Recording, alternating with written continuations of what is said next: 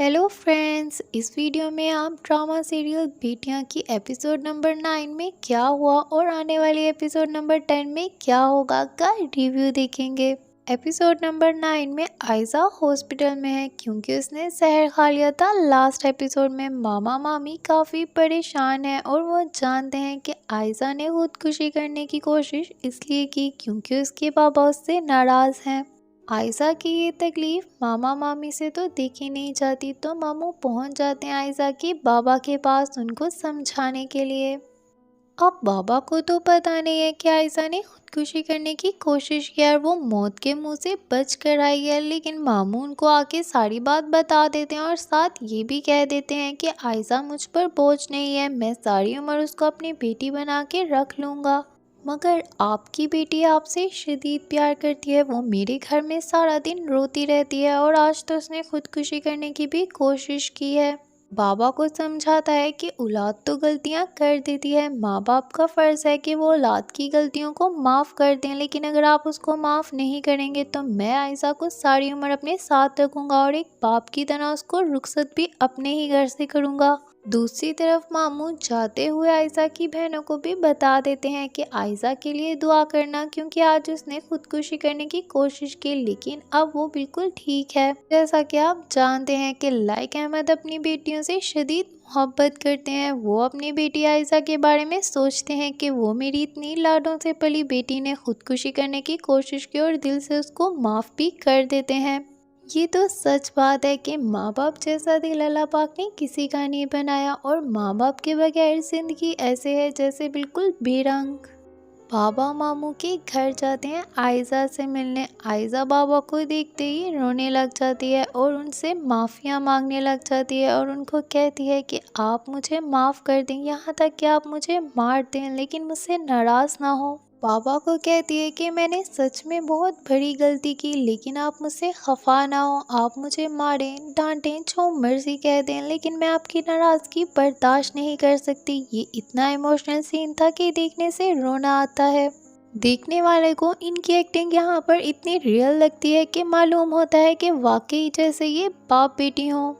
Like Ahmad तो अपनी बेटी आयजा को घर ले आते हैं, लेकिन फूफो और दादो को ये बात बिल्कुल भी पसंद नहीं आती। वो लाइक अहमद को कहती हैं कि तुम्हारे पास तो बिल्कुल अकल ही नहीं है, जिस बेटी ने तुम्हारी इतनी बेइज्जती करवाई, तुम्हारी इज्जत को बिल्कुल मिट्टी में मिला दिया, तुम उसको दोबारा इस घर में कैसे ला सकते हो। बाबा भी कह देते हैं कि औलाद चाहे जितनी भी नाफरमानी कर ले, लेकिन माँ बाप अगर उनको सहारा नहीं देंगे तो कौन देगा। आज हानिया और अनम कॉलेज से वापस घर आ रही होती हैं कि रास्ते में उनका रिक्शा ख़राब हो जाता है। यहाँ पर दानिश भैया मिल जाते हैं और उनको आके कहते हैं कि आप लोग मेरी गाड़ी में बैठ जाओ, मैं आप लोगों को घर तक छोड़ देता हूँ। आगे जाके हम यही देखेंगे कि दानिश अच्छा हो जाएगा। जाहिर सी बात है, दानिश को सिर्फ अपने स्टैंडर्ड की लड़की चाहिए और वो अभी फ़िलहाल फ़िज़ा को अपने से कमतर समझता है, लेकिन जब उसको फ़िज़ा की क्वालिटीज़ का पता चलेगा तो वो एक बहुत ही अच्छा हस्बैंड साबित होगा।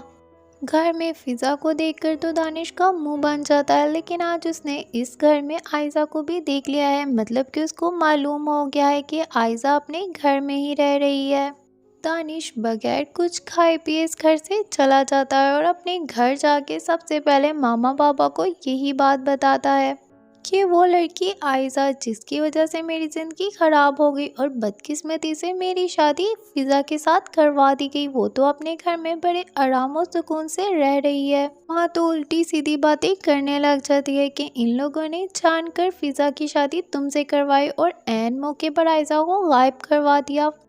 मगर अकरम साहब बोलते हैं कि कोई भी शरीफ इंसान अपनी ऐसी इंसल्ट नहीं करवाएगा और वैसे भी बेटी को तो वो घर में ही रखेंगे, बाहर तो निकाला नहीं जाता। एक बात और ये समझाते हैं कि फ़िज़ा एक शरीफ और अच्छी लड़की है। आजकल के दौर में ऐसी लड़की मिल जाना किसी नेमत से कम नहीं। अभी तो दानिश उनकी बात को नहीं समझेगा।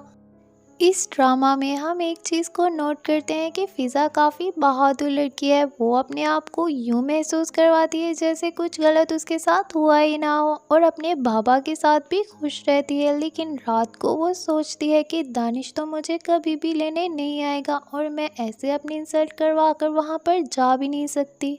बेचारी फिज़ा ज़िंदगी के ऐसे मोड़ पर खड़ी है जहाँ पर उसे खुद ही नहीं समझ आ रहा कि क्या करे, लेकिन फिर भी वो कभी आयज़ा को समझाती है, कभी बाबा को समझाती है। आयज़ा जो है वो आज भी यही सोचती है कि मुझे तो मर जाना चाहिए क्योंकि मेरी वजह से तुम सबकी ज़िंदगियाँ ख़राब हो गई, ख़ासतौर पर फिज़ा तुम्हारी। मगर फिज़ा आयज़ा को समझाती है कि मौत किसी चीज़ का भी हल नहीं है और मैं तो बाबा के सामने इसलिए भी खुश रहती हूँ कि उनको तकलीफ़ ना हो। अगर मैं रोने लग जाऊँगी तो वो उदास हो जाएंगे। तो हम बहनों को हमेशा मजबूत रहना है और डटकर हर चीज़ का सामना करना है। बेटियां ड्रामा एक फीलिंगफुल ड्रामा है जिसमें बाप बेटी का रिश्ता और बहनों का रिश्ता काफ़ी स्ट्रॉन्ग दिखाया है, लेकिन इसके एंड पर हम ये भी देखेंगे कि इनका मियाँ बीवी का रिश्ता भी काफ़ी स्ट्रॉन्ग हो जाएगा क्योंकि दानिश फिज़ा के साथ अच्छा हो जाएगा। आने वाली एपिसोड में हम देखेंगे कि दानिश फिज़ा में इंटरेस्ट लेने लग जाएगा और बाकी बहनों को भी उनके अच्छे हस्बैंड्स मिल जाएंगे। दानिश के बाबा आते हैं फिज़ा के बाबा से बात करने के, आपने वाकई ही आयशा को अपने घर रखा हुआ है। तो बाबा भी आगे से कह देते हैं कि औलाद चाहे जितनी भी नाफरमान हो, माँ बाप का यही फ़र्ज़ होता है कि उनको माफ़ करें और उनको छाँव में रखें। आज ऑफिस में अकरम साहब के एक बहुत ही अच्छे दोस्त आए हुए हैं और वो आते ही कहते हैं कि मुझे दानिश की बीवी से मिलना है, यानी फिज़ा से। क्योंकि वो उस टाइम आउट ऑफ कंट्री थे तो वो शादी में शिरकत नहीं कर सके। अब तो दानिश को हर सूरत फिज़ा को लाना ही होगा घर।